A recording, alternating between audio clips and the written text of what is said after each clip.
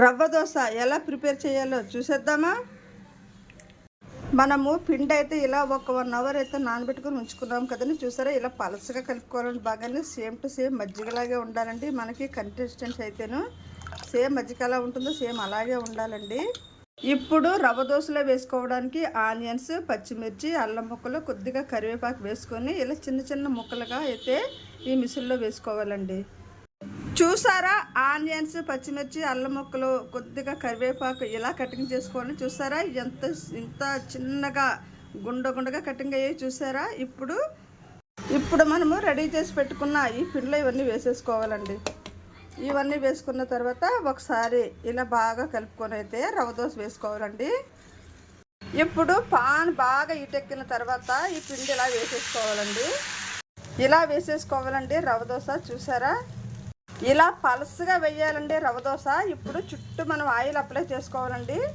ఇలా oil apply చేసుకుంటే చాలా రెడ్గా, క్రిస్పీగా, ఫుల్ గోల్డెన్ కలర్లో చాలా టేస్టీగా, చాలా కలర్ఫుల్గా, చాలా అంటే చాలా బాగుంటుందండి. చూసారా, ఇలా ఆయిల్ చుట్టూ వేసుకోవాలండి.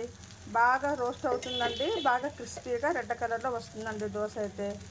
రవ్వ దోశ చాలా టేస్టీగా, చాలా బాగుంటుందండి. ట్రై చేయండి.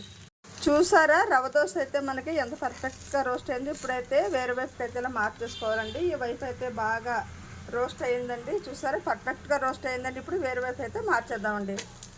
చూసారా, ఇలా వేరే వైపు కూడా మార్చేసుకోవాలండి. రెండు పక్కల బాగా రోస్ట్ చేసుకుంటే చాలా టేస్టీగా, చాలా బాగుంటుందండి రవ్వ దోశ.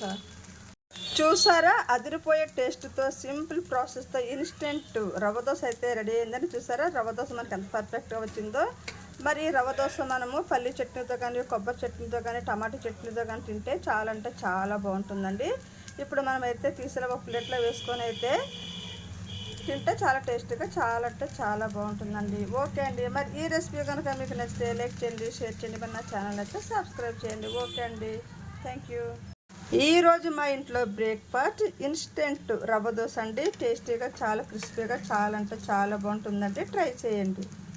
మరి ఈ రెసిపీ కనుక మీకు నచ్చితే లైక్ చేయండి, షేర్ చేయండి, మరి నా ఛానల్ అయితే సబ్స్క్రైబ్ చేయండి. ఓకే అండి, థ్యాంక్ యూ, బాయ్ బాయ్.